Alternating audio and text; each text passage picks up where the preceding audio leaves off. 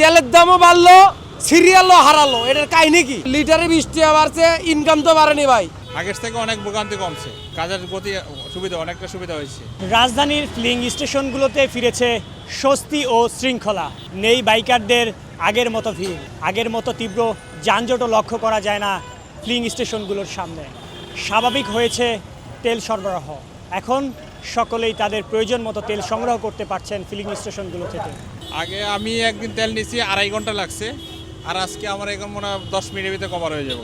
আগের থেকে অনেক ভোগান্তি কমছে, আর এখন 10 মিনিটের ভিতরে আমি তেল নিয়ে পাওয়া যাবো। কাজের গতি অনেকটা সুবিধা হয়েছে। তেলের সংকট হয়েছে সিন্ডিকেটের জন্য, তেলে মনে কোথাও সিন্ডিকেট ছিল, এই জন্য তেলের সংকটটা হয়েছে। এখন তো দেখতেছি স্বাভাবিক, মানে আগের তুলনায় যে পরিমাণ সাফারার আমরা হয়েছি সে তুলনায় এখন এটা খুব একটা লাইন মনে হচ্ছে। প্রচুর হ্যাম্পার হইতো, এমনও হয়েছে 6-7 ঘন্টা লাইনে দাঁড়ায় থেকে শেষমেশ একদম পাম্পের কাছে পৌঁছেছি, তেল নেই, একদম সারাটা সময় শেষ, এরপর কষ্ট, সেগুলো থেকে আল্লাহর রহমতে এখন পর্যন্ত এখন অনেক ভালো হয়েছে। হ্যাঁ, আমার কাছে মনে হয় আরও দ্রুত যে এই পদক্ষেপটা আরও আগে নিলে আমাদের এই কষ্টটা হতো না। আমি আজকে এসে দেখি কোনো লাইন নেই, আলহামদুলিল্লাহ খুব ভালো লাগছে দেখে। এটা হচ্ছে মহাখালী বাস স্ট্যান্ড, টাঙ্গাইল বাস স্ট্যান্ডের উল্টা পাশে ক্লিন ফুয়েল।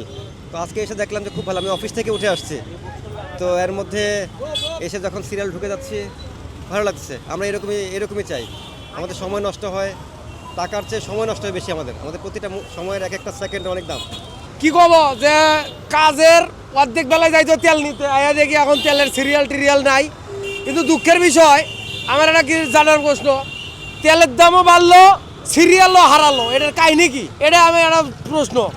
আগে তো ভাই তেলের দাম যখন বাড়েনি তখন তো এত সিরিয়াল ছিল না, তো তেলের দাম বাড়ার পরে সিরিয়াল হারিয়ে গেল। সিরিয়াল কই গেল? ওই সিরিয়াল বাসায় বলে গেছে।